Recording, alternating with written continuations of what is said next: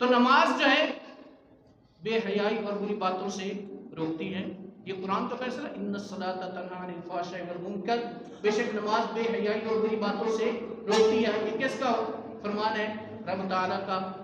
اب مجھ سمیت ہم نے دیکھنا ہے کہ ہم نماز پڑھنے کے باوجود سود سے باز نہیں آ رہے، ہم نماز پڑھنے کے باوجود شراب پینے سے باز نہیں آ رہے، ہم نماز پڑھنے کے باوجود غیبت سے باز نہیں آ رہے، ہم نماز پڑھنے کے باوجود لوگوں سے دھوکہ دہی کرنے سے باز نہیں آ رہے، ہم نماز پڑھنے کے باوجود سودی کام کر رہے ہیں، ہم نماز پڑھنے کے باوجود جو ہے لوگوں کی غیبت چغلخوری کر رہے ہیں، لوگوں کے مال کو ہڑپ کر رہے ہیں، یتیموں اور بیواؤں کے مال کو ہڑپ کر رہے ہیں. پھر وہ سمجھ جائے کہ یہ نمازیں قبول نہیں ہیں، رب تعالیٰ روز محشر یہ نمازیں میرے منہ پر مار دے گا.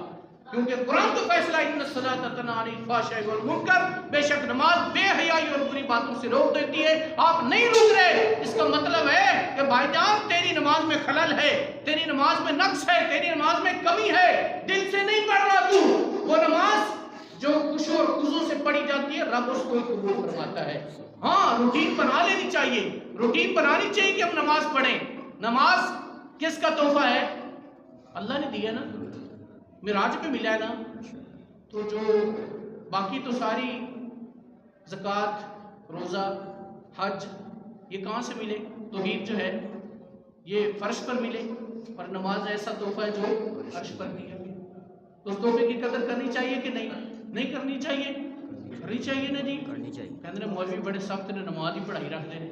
بھئی اور کیا بتائیں آپ کو؟ ہاں جی اور کیا پڑھائیں؟ ہم نماز کے بارے میں ہی بتائیں گے انشاءاللہ. نماز دین کا ستون ہے. اگر نماز ہی نہیں ہے تو عمارت کیسے قائم ہوگی؟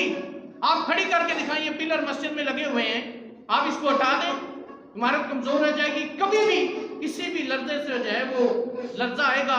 اللہ تعالیٰ ہم سب کو محفوظ فرمائے. جیسے ترکی میں آیا، میں نے ایک آیت بھی پڑھی ہے وَمَا نُرْسِلُ الْآيَاتِ إِلَّا تَخْوِيفًا، اور اللہ تعالیٰ اپنی نشانیاں دکھاتا ہے مگر کس کے لیے؟ اپنے خوف کے لیے، کہ مجھ سے ڈر جاؤ اے بندو، مجھ سے ڈر جاؤ. مگر ہمارے کان پر تو جو ہی نہیں رہتی.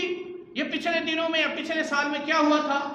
یہ وہ کرونا کی وجہ سے لرز گئے تھے نا، ڈر گئے تھے نا. یہ ترکی میں زلزلہ آیا، اللہ عالم، ربی بہتر جانتا ہے، کوئی کچھ کہہ رہا ہے، کوئی کچھ کہہ رہا ہے، مگر ہمیں کوئی خوف نہیں. ہم بے دھڑک ہو کر جو سودی کام ہے وہ کر رہے ہیں، بے دھڑک ہو کر شراب خوری جو ہے وہ کر رہے ہیں، بے دھڑک ہو کر لوگوں کے مال کو ہڑپ کر رہے ہیں، بے دھڑک ہو کر جناب ہم جو بھی معاملات ہیں غیر شریف ہم کیے جا رہے ہیں. ہمیں کوئی فکر ہی نہیں ہے کہ ہم نے اپنے رب تعالیٰ کو بھی جا کر جواب دینا ہے. یہ نوجوان بھائی سنیں، جوانی کا ایک سجدہ بڑھاپے کے 1000 سجدوں سے بہتر ہے. ہم نے کبھی سوچا کہ مسجد میں جانا ہے؟